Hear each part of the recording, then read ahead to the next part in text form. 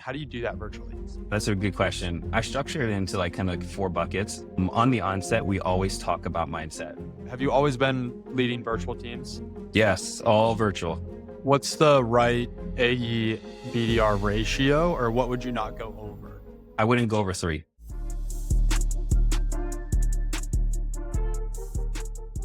Yo, welcome to another episode of the Modern Sales Leader Podcast. We're here to share battle tested tips and tricks from the trenches, real leaders who know what they're talking about and do this job every day, not some fluffy sales advice that is actually going to help you in your business today. We have DB David Brown, who's been an SDR leader, who's been an AE leader, who's been a seller. He's been in sales for 10 years. This man knows what he's talking about. And we go deep on team meetings, one-on-ones, and how to look at certain metrics that you should be tracking if you want your team to be successful. He's got a lot of wisdom to share, a couple great quotes, and he drops a few mic drop moments. So really excited for you guys to tune into this one. Enjoy. What's up, y'all? We got DB David Brown in the house, and he is here to share all of his wisdom with us after years of experience in sales leadership. DB, how you doing, man? Doing well, Jack. I appreciate you having me on the podcast. Love it. 1000%. So first things first, no one cares about you right now because they don't maybe know who you are. So why should they care? Who are you? Tell us about your experience, your resume, all of that. Yeah. Well, I mean, after this, hopefully you care, but if not, that's okay. I'm low Sure. ego. So always here to just spread positivity and also like practical knowledge that I've picked up along my career. But I started off in sales, the traditional sales role, selling custom socks of all things. So definitely a grind of like trying to sell somebody on why they need to have custom socks. So that's where I got my itch to sell because it was in the sports industry and it was a unique product. But I always had this desire to get into tech. And so had an opportunity to become an SDR, but more in a builder fashion where it's like you're building the department and being an SDR. So got to see a lot of like the RevOps side of things, the marketing side of things, outbound and cold calling, all that stuff. And then made a transition into an account executive at the same tech company and was selling tech software and had an opportunity to go into sales leadership at another company. And at that time I was, a little hesitant because, I wanted to be an individual contributor, but I knew I needed to contribute more to other people than just myself. And so I moved into a sales manager position and haven't looked back since. So love sales leadership, love mentoring, love seeing other people get those 0 to 1 moments of like, hey, I didn't know this before. Now I know it and now I'm thriving. Or even like the 0 to 0 moments where it's like, hey, I don't know this. I still don't know it. I still don't know it. Okay, now I know it. And just seeing that process of maturation in terms of their sales process come to life. So So, that's my passion. so cool, man. So just for clarity, you started doing top of funnel, right? SDR, BDR, outbound, that whole game. And now you're managing and leading full cycle. Is that right? Yes. Yeah. So transition from the business development side, top of funnel, and now leading full sales cycle AEs. Okay, cool. And how long ballpark have you been in the game then? Yeah. Wow. That's a good question. So I would say probably about right at a decade of sales experience. Awesome. Okay, so we should care just a little bit. Well, I think what we all want Def- to know is the coolest pair of socks you sold. What was the coolest customization? yeah. That's a good question. I remember giving Dick Vitale a pair of socks, which was really cool. And also Dak Prescott gave him some custom Mississippi State socks in person. So I think those are really, really cool experiences. That is wild. I don't know who Dick Vitale is, so you can make fun of me in the comments. That's fine. Who's Dick Vitale? He is a world renowned college basketball announcer where he called a lot of Duke games in the past. Like his voice is just prominent. Yeah. And Dak Prescott, hope you know, he's the quarterback for the Dallas Cowboys. Yeah, I know that one, fortunately. I don't live under a rock that's that big. Anyway, wait, so what socks did Dick get real quick? Yeah, so he got some custom ones with his face on it that we put together, which is pretty cool. I love it. I love it. Good gift Yeah, idea. Very cool, yeah. man. So you came in through a very unique product anyway, and just came in and crushed it and went the full cycle route, which I think is a really good idea for people that are in management is to, SDR, BDR management is to go full cycle, right? I did not do that technically as a business owner. I guess I'm full cycle now, but if you really want to get to that senior leadership level or even that CRO level, you've got to touch the full cycle. So any thoughts on that? Is that like a strong recommend you make? That's a strong recommend. And you can do it now. Like if you're a BDR, SDR right now, like start getting ingrained and exposure to product, right? Like it could be the lightest demo you've ever done because you've watched some videos on Gong or Copilot, right? And you've met with your AE and they coached you on how to demo this specific module of the product. Own that and then take that to your conversations top of funnel and just keep Mm. building blocks on that. So like if your path is to become an AE, you've been doing that in seat where it's serving you top of funnel, but then also serving you to the next step where you're trying to get to. Fair. I love it. I love it. Okay. So let's talk team leadership first, because you've got a ton of experience leading teams. And I think what I'm going for here is questions that we all have, and we kind of just want to hear from other leaders. Like, I wonder what they do. What's their process? Any tips? So, first one is team meetings, especially virtual. Have you always been leading virtual teams? Yes, all virtual Okay. teams. So how do you make them productive, one, and not boring, two? And I feel like they're separate things because you can have a productive, boring meeting, and you can also have a very not productive, not boring meeting. So I don't know, like productive and engaging. How do you do that virtually? Yeah, that's a good question. I structure it into like kind of like four buckets. On the onset, we always talk about mindset. That's the number one thing. This game is 90+% mental. I line it with sports. Sports is a 90% mental game. So if we get the mental right, then everything else I think we can follow up well Yeah. tactically. So we always start off with a quote. And the quote is aligned with like how are we like what are we experiencing in the quarter, in the year? What is it aligned to our OKRs? Like a quote that simulates that. And we go around the horn and we talk about it. Like, what does this quote even mean to you? Like, how do you apply it to your work? How do you apply it to life? Right. Because we're playing the game of life just as much as the game of work. That's good. And You come up also, with the quote. yeah, I come up with the quote and then I also assign it to reps to come up with the quote to then bring it to the team as well. So we do like kind of a Love it. round robin. Okay, cool. Yep. Keep going. And then from there, we transition into like, here's the numbers, like, here's what we're doing in terms of like production numbers specifically to them and then also the team. And the most important thing that I found when managing a remote team, you're already isolated in your office, in your room, whatever the case is. How do you make somebody feel like they're involved, that their number plays a part into the team? And you have to establish a team goal, right? What's the why of the team? What's the drive of the team? And how do you play a major part into that?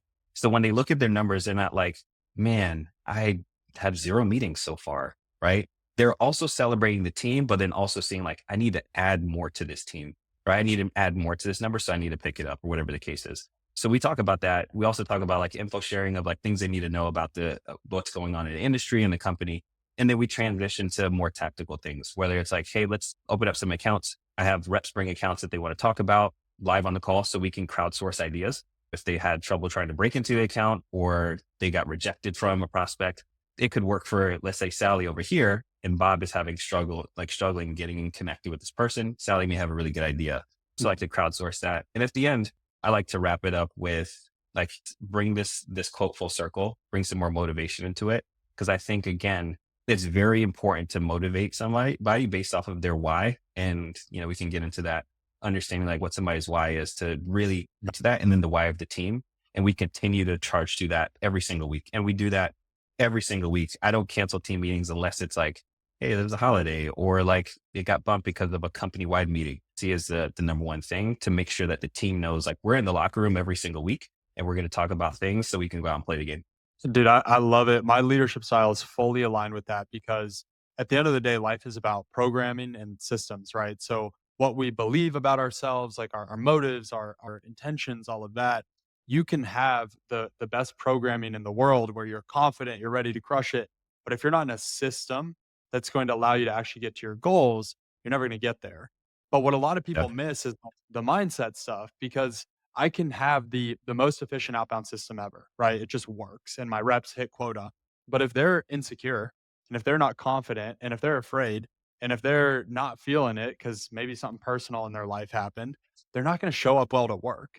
And so what I love that you're doing is you're starting with the programming first, making sure that their mind is programmed the right way. And then we're going to enter the system that's going to be conducive. Cause like if I gave my rep a Ferrari, I said, "Hey, like here's a Ferrari. You should have no problem winning this race." But they're afraid to drive the Ferrari or they're not confident that they know how to drive it. Well, we got to go fix the programming first before the system's going to work. So I think that's very valuable. And there's probably leaders that are like DB, like that's too fluffy, too emotional. Like we're just here to hit numbers. What would you say to those leaders that aren't taking the time to tend to the emotional side, the EQ side? Yeah, I think that it's a big miss by not tending to that. And I think that it's less fluffy, it's more foundational, right? I don't think you can build a house on sand and it lasts for a long time. I think you would want a house that's on a deep foundation. And when you talk about somebody's motivation, you talk about their why and understanding, hey, if Bob's why is his, wife and kids, right? I can have him verbally tell me that, but then we can map things that impact his why because I know Bob is going to run through the wall for his wife and kids. So then how do we coach him to say, hey, listen, I understand this is your why and this is what's going to fold into it. We need to get you better at cold calling. We need to get you better at emailing because you do have a goal for your family and this is the median to get there. Let's get better at it. Right. Versus like, hey, Bob, you want to make a lot of money? Just send emails and make calls. That could be a spray and pray method. It could be completely trash, to be honest. And he's like, yeah, I'll go somewhere else and make money. Now, so to me, I think the emotional intelligence piece and then also the mental piece is the foundation of what you want to build on a rep or on a team that's going to outlast versus just like, hey, you know, be a part of the system and do what I say in the system, which is not productive. Right. Full agree. And so for me as a leader, I've always made a very big point.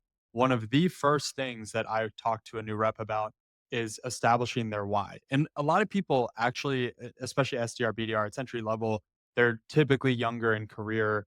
They haven't really actually thought about their life, right? Yeah. Like, well, I want to make a lot of money. Okay, but why? Well, because I want to be able to like have a nice future and a secure future. Why? Oh, because I didn't really get that growing up. Okay, why? Oh, because my parents weren't really like present and secure. And now we've got a why. We're like, oh, cool. You're motivated to work so that your kids don't have to have the history that you had to go through. Right. Right. And so for me, it's like a essential question. I need to know your why. In fact, we write it out on the top of our one-on-one doc and it's just always there in the header. So every new Yeah. doc right there. How do you like for the leaders out there that might not be implementing this why thing, how would you kind of advise or instruct them like, hey, here's some next steps you can take to go get your why out of your reps and kind of operationalize that? Yeah, that's a good question. In one-on-ones, the first question I ask every single time is, how are you doing? Right. And if this is the new rep, the first conversation you have with your new rep is, I want to understand your why. I want to understand like your background. I want to understand you as a person before anything professionally. Right. Because this is going to be a relationship and I want you to know that I am all in on the things that you care about just as much as you care about being productive for the business. And so at the top of every one-on-one, it does not change for me. It's, how are you doing? Because you never know what a rep is going through week to week. And you want to have that temperature check because it could change and that Mm. could impact their production. It can impact their mindset. Right. And if it's something that you can get ahead of or be a part of on the onset, right? Like it's all because you asked that question and you could say, hey, look, again, I'm going to use Sally. Sally is going through something, right? This is why her performance is impacted, right? Versus like, hey, Sally, welcome to the one. What have you done for me lately? Yeah. Sally is like, you don't understand what kind of weekend I just had. Right. Yeah. So I think it's very important to always have that temperature check weekly, even if it sounds redundant and repetitive. And you're like, I'm asking them every week how they're doing. Great. That's awesome. We're in a remote environment. They probably don't have a lot of people asking them that question. That's where I was going to go next is like, what has the reaction been from your reps when you've taken the time to check in on them in this way? They appreciate it. And I will say, like, they'll give me, regular answers sometimes of like, how was your weekend? Or it was good. Why was it good? What did you do? What's something that's challenging in your life? What are you looking forward towards your life? Getting more details out of them is important because it can be very standard of like, you have a good weekend? Great. All right, let's move on. Like, what are you looking forward to? Like, have you read a good book recently? Like, what are you planning for? Right. And so you can get some more insights of like them as a person. But you have to be intentional about your questions just as much as we're intentional about prospects and asking them questions. Like Yeah. my reps are my prospects or my customers that I want to serve well. Yeah. It's literally a disco call. Like you're trying to Yeah. just peel back the layers of pain through curiosity questions and making sure that at the end of the call, you guys are aligned on next steps. The next steps are clear, the goals are clear, and they feel like you are the solution, not you, but the next steps are the solution that are gonna get you guys to where you want to go. Totally. 1,000%. Okay, so in the one-on-one, something that I've ran into is some reps are pretty like walled off, they're shelled up. And I imagine if you're asking them about their motives and stuff like that, they will open up. But what's kind of your go-to questions in one-on-ones to start talking business, right? To get them thinking about their pipeline. Like what do you actually review? What's like the key one or two things you guys are reviewing in one-on-ones?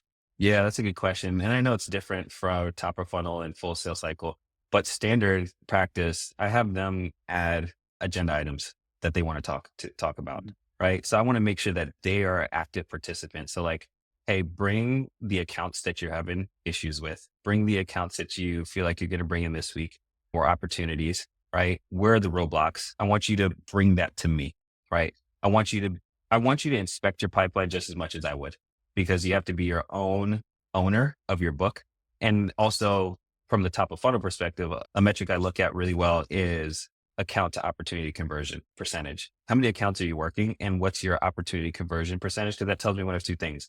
If you have 1,000 accounts that you've touched and you're converting at 2%, there's not much customization or personalization or any specificity that's going on there.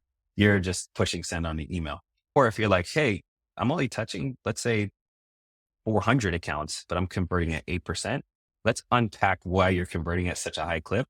And Mhm. let's find more of the accounts that are converting at a high clip and get lookalike accounts to add more to you, because you could just have a productivity issue where you're not touching as much, but you're converting at a high clip because you have great customization. You've been doing your research. Yeah. So those are some of the key things that I look at in terms of like productivity. And then also like, what is the quality of work that's happening? Mhm. Okay. Okay. So the KPI that you're looking at is account to conversion for the top of the funnel. Is that like the key KPI you swear by where you know, hey, as long as you're doing this one thing, you're gonna be okay? Is that the one or is it something else for top of funnel? Yeah, for top of funnel, that's the key one that I look at, because Okay. I want to understand like what accounts are you even touching, right? I can double click and see that stuff. But how are Mhm. you converting those accounts to opportunities and then looking at the ACV on those opportunities, right? So like, is there a correlation between the accounts that you're touching and the conversion opportunity aligned with the ACV? And can we break it out by tiers, right? Like anything 50K and below, it's kind of a tier one. You're converting at a good percentage, but it's more, sorry, tier two. That's more of a tier two. 50K and above, you're converting at this percent. That's more of a tier one. Let's focus more on the tier ones to get your pipeline a little bit higher versus the Yeah. tier two and whatnot. So that's the one I swear by. And it Perfect. served me well, and it served the reps well in terms of prioritization. Yeah, because you're cutting through a lot of the fluff of like, how many dials did you make today? Like it's very much more focused on outcomes and results and like where you actually need to take the business to show that this team is profitable and it makes sense. What about full cycle? What's that core KPI that you need to see at all times to know your reps are gonna be okay? Some will say 4x coverage, 3x coverage. I think it all depends on your specific business and what your average ACV is and whatnot, and what the reps target is, right? So I Yeah. look for anywhere from 3 to 4x coverage of their quota, just to Mhm. ensure that they have enough pipeline and enough opportunities to actually hit their quotas. Then I'll look at the win rate. I'll look at the deal cycle, all that good stuff to see like the velocity piece, and then also the Yeah. actual win rate of it. But you can't win anything if you don't have anything to shoot or hit. You know what I mean? So Yeah. I want to make sure that reps do have that pipeline coverage. And then it goes back to the top of funnel, right? If I'm looking at it from a full perspective of like, if we're touching these amount of accounts and the opportunity conversion percentage is 8%, feeding Bob, right? Now the whole system flows together of like Mhm. understanding what's converting into an opportunity for Bob to then have the pipeline coverage he needs to then hit his quota at X% in terms of close win rate. I think it also forces the AEs to think long term too, because it can be really easy to be like, "Oh, I'm having a great month or a great quarter." It's like, yeah, but your pipe coverage, 3, 4 months out is like non-existent. And so you're Yeah. kind of shooting yourself in the foot if you're taking your foot off the gas right now. Tell me about forecasting. How do you nail, especially when you're looking at pipe coverage, it's so hard in the early stages of these deals. Like, how do you nail accurate forecasting in unpredictable markets? That's a good question. If you have the answer, tell me. I'm just kidding. Right. We'll build a Um, stack if I have the answer. How about that? yeah, for sure. For sure. Again, it goes down to like pipeline coverage, and you think about 2 quarters out, right? Mm, Like how do you, if I know my quota or target is, let's, for whole numbers purposes, is 100K, right? It's very low. 100K, right? How much pipe do I need 2 quarters in advance if my sales cycle is 4 to 5 months? I need to understand like what's coming in 2 to 3 quarters ahead of time that's going to close in Q1 of this year to cover that revenue and predict that I'm actually going to get that revenue in for that quarter.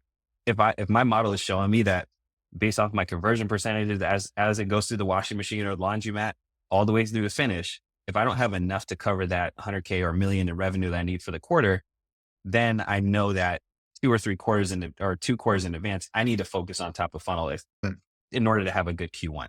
Right. So that's the way I look at it in terms of like predicting or like forecasting in revenue in an unpredictable market, is looking at quarters ahead and making sure you turn the right knobs to increase pipeline, whatever that looks like. Is it events? Is it BDRs? Is it inbounds? Is it paid ads? Whatever that is that you need to turn on to then Yeah. build the pipeline for the quarters that are ahead. It's all backwards napkin math. Like at the end of the Yeah. day, like, what's the revenue target, right? Where do the investors need us to be? And all of the math just shakes out backwards from there. The AE SDR handoff in terms of qualification can be messy. So Yeah. you've seen both sides of the equation now. What's your recommendation for qualification criteria or process? Is it just a meeting held?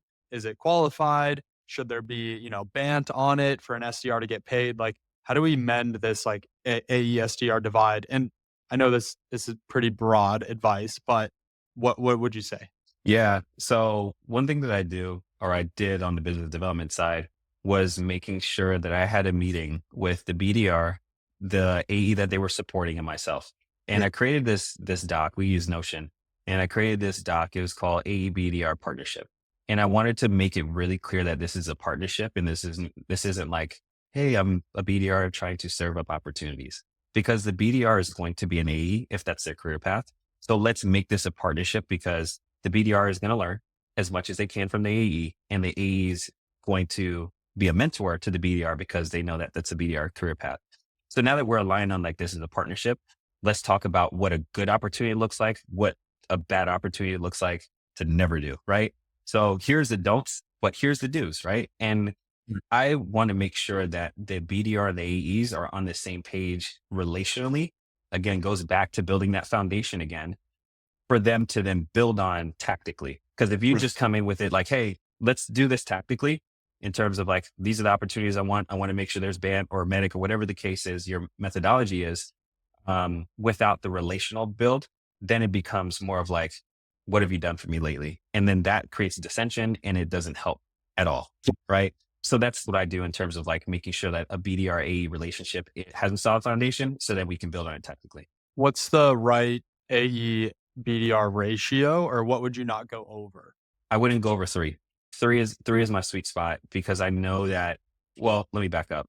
Three in certain industries. If you're Mm. hyper specific and there's like a heavy detail and customization, then I think that 3-to-1 ratio or 1-to-3 ratio is good, because you can get really deep into the accounts across three AEs. If it's more of like facing product where it's a little bit more transactional, a little bit more pumping out based off of metrics and like that good stuff, I think 4 would be the max, because then at that point, I think the BDR could get overwhelmed with like servicing so many AEs where it's like, you don't have that relationship. You're just more of like in a turnstile.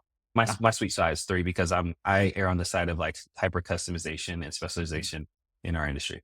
That's why I'm asking, because I think the communication piece changes a lot, where if an SDR has like 5 AEs, it's unrealistic to think that they're going to have a one-on-one relationship with all 5. Like, think Yeah. about it. They had a weekly one-on-one, terrible at math. How many hours is that? Right? That's 4, I don't know. It's like 2.5, 3 hours a week. Do you really want your Yeah. SDR spending 2.5, 3 hours a week with people one-on-one? But to your point, and what I love about the doc you have, is you're bringing them together and you're giving them ownership over the relationship. Because oftentimes what I've seen happen, even to me, is I am almost like the teacher and the AE is like telling on their SDR. They're like Yeah. slacking me, hey, here's the issue I have with my SDR. Can you fix it? And it's like, no, like you need to go, I will help, but this is for your pipeline. Like you should probably go establish a relationship. Now, to be fair and to critique myself, I didn't build a really good system to encourage that. Like I let myself be the middleman in that relationship. So thoughts, perspectives there. Yeah, that's a really good call out. And I think the more that you empower, it helps you remove yourself from the situation of like being the person they always ping. And I think you mentioned this earlier of like creating a system, Mhm. right? And creating that relational foundation within the system, I think is important to then empower the AE and the BDR to say like, hey, this is the problem I have. Like, what can we do to get past this problem? Hey, this account, like I've been seeing the last 5 opportunities, they've been all unqualified. And the reason is this, the AE should be able to coach the BDR on like these 5 were unqualified, but here's what you could do next to make the 6th one qualified. Make Mhm. it more productive versus like these 5 meetings sucked. Don't ever do that again. Right. That's not productive for anyone. These 5 meetings work good, but the 6th one will be. And here's why. Let me coach you on that.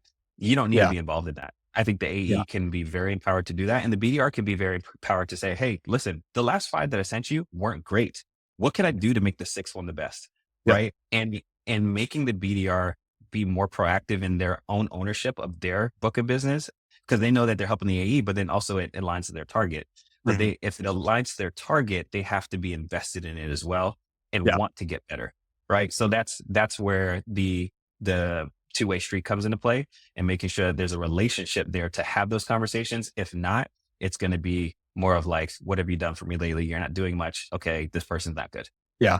Yeah. So bad leader would be handling all of those issues yourself, right? You're allowing yourself to be the middleman, the dependency in the relationship. Okay leader would be, a response to the AE of like, well, have you asked your SDR why they're booking these kinds of meetings, right? Like at least you're pushing it back on them. But great leader would be, hey, we're going to establish a system right from the get-go, a partnership agreement that if you two are going to be working together, here's what this relationship looks like. And then here's like you said, a system, a template that you guys can use to come together and actually just communicate together, right? And then you're decentralizing, to your point, you're empowering them. And now you're not in these micro combos. Maybe you're in the macro combos once in a while of like, hey, this SDR, like I've really been trying to coach them. They're not getting it. Cool. Let me jump in. Let's figure out what we need to do. But that is the right way to lead is empowering and decentralizing. Yeah. And the BDR should be hearing those conversations from you anyways in your one-on-ones as a leader where, hey, these last 5 opportunities were unqualified. We've been talking about that. Right. So you're not decentralizing yourself to the point where you're not even involved in the details. You're already involved in the details from your dashboards and metrics that you're tracking. It's more of like, I don't need to be in every single conversation. You can bring me in as an advisor to the situation to help with whatever the conversation is, but I don't need to be in every single detail. Cool. Cool. Agree. Last question for you. Reps who push back on targets. How do you handle Yeah. this from the SDR and AE standpoint? What do those conversations look like? And how do you get an SDR AE who's frustrated and scared and freaking out to bought in? That's a good question. Um, the reps that push back on target, I always love it. I love to hear it because I want to hear your perspective on like why you think this target is unrealistic.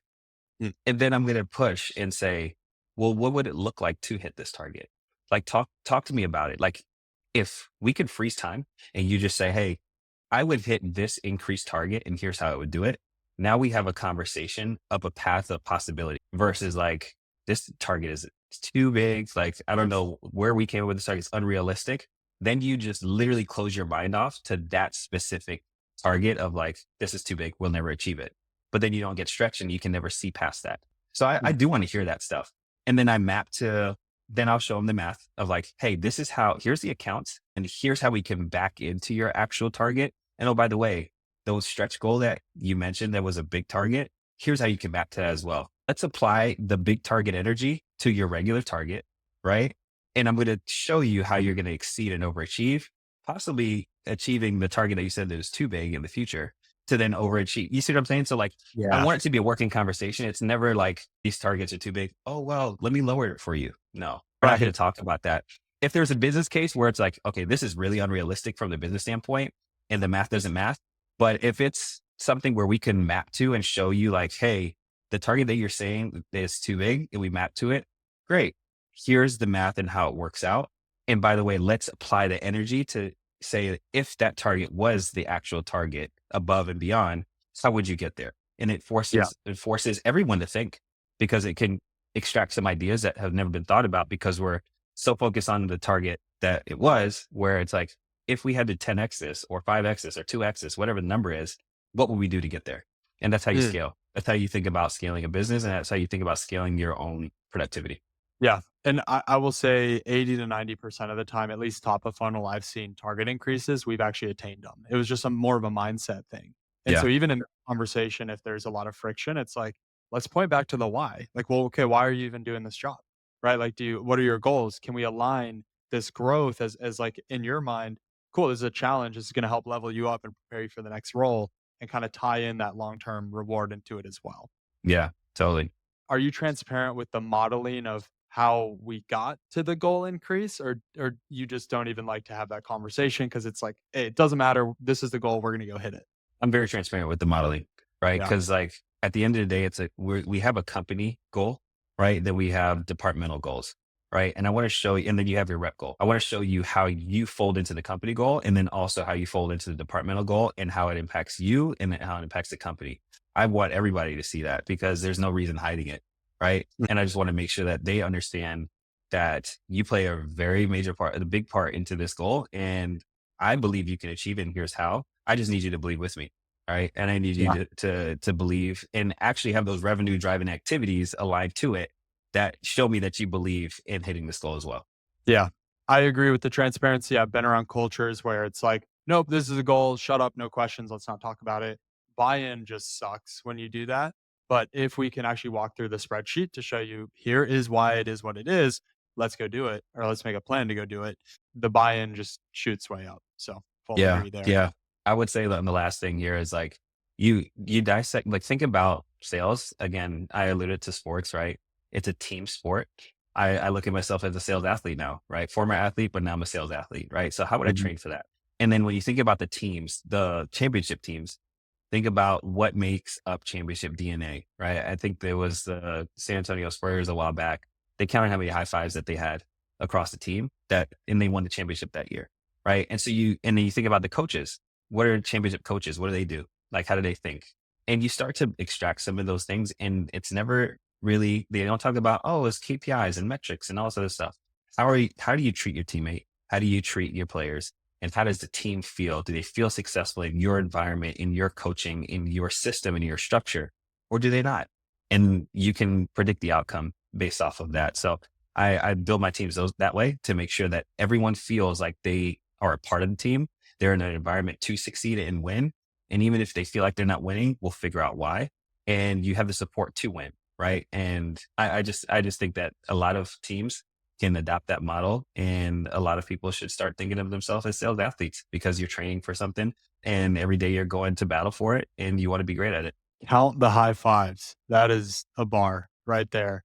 Well, DB, thank you for your time. Appreciate you hanging out. Any final plugs? How do people find you? Where do we go from here? Yeah. LinkedIn, David Brown on LinkedIn. Happy to connect with anyone. If you want to DM me on LinkedIn and have a conversation, it's happy to. If you want me to come talk to your team, I would love to talk to your team and just share some of this knowledge that I've gained over my career. No questions asked, happy to do it. I just want to see a lot of people win and win the right way. So definitely want to do that. Amazing. Man, thank you so much for your time, your wisdom, your expertise, and really appreciate you. Awesome. Thank you, Jack. Appreciate it. What a fire episode. What a fire leader. David cares about people. And I think sometimes we miss that when we're running these teams. We're looking at dashboards and metrics and we have quota and pressure. We forget that the more we invest into our people, the more we're going to get out of them. So DB, shout out to you, man, for being a great human, a great leader. And look, guys, at the end of the day, your reps need to know that they matter to you, and they need to believe that the role that they're doing at your company is going to get them to where they want to go to accomplish that deep life why, right? Why are they doing this job? So great advice, great tips. And yeah, do all the things you know to do to help us with the algorithm here to get this advice out to more people. Like, subscribe, comment if you disagree with anything or if you've got a different take than DB and I did. And we'll see you on the next one.